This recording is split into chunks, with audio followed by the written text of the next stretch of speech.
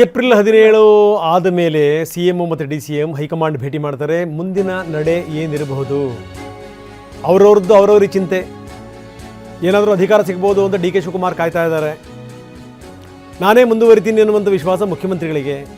ಇನ್ನು ಕೆಲವರಿಗೆ ಮಂತ್ರಿಗಳಾಗಬೇಕು ಅಂತ.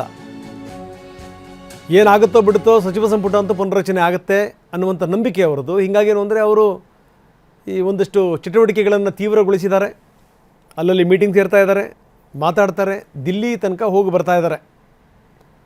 20ಕ್ಕೂ ಹೆಚ್ಚು MLAs, ಸೀನಿಯರ್ MLAಗಳು ದೆಹಲಿ ಯಾತ್ರೆಗೆ ಹೋಗ್ತಾ ಇದ್ದಾರೆ. ನಾಳೆ ಅಶೋಕ್ ಪಟ್ಟಣ್, ಟಿ ಬಿ ಜಯಚಂದ್ರ ಇದರ ನೇತೃತ್ವವನ್ನು ವಹಿಸ್ತಾ ಇದ್ದಾರೆ.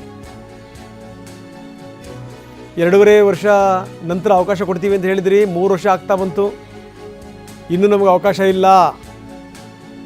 ಹೀಗಾಗಿ ನಮಗೂ ಕೂಡ ಮಂತ್ರಿಗಳಾಗಬೇಕು ಅಂತ ಆಸೆ ಇದೆ. ನಾವು ಕೂಡ 3ರಿಂದ ಹಿಡಿದು 5 ಬಾರಿ MLAಗಳಾಗಿರುವಂಥವರು. ನಮ್ಮನ್ನೇ ಪರಿಗಣಿಸಲಿಲ್ಲ ಅಂದರೆ ಇನ್ಯಾರನ್ನು ಪರಿಗಣಿಸ್ತೀರಿ ನೀವು?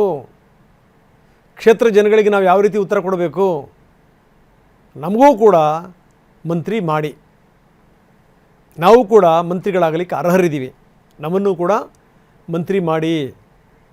ರಾಹುಲ್ ಗಾಂಧಿ, ಮಲ್ಲಿಕಾರ್ಜುನ್ ಖರ್ಗೆ, ಕೆ ಸಿ ವೇಣುಗೋಪಾಲ್ ಇವರೆಲ್ಲರನ್ನೂ ಕೂಡ ಭೇಟಿ ಮಾಡ್ತಾರೆ. ಸುರ್ಜೇವಾಲಾ ಅವರನ್ನು ಕೂಡ ಕಾಂಗ್ರೆಸ್ ನಾಯಕರು ಭೇಟಿ ಮಾಡ್ತಾರೆ.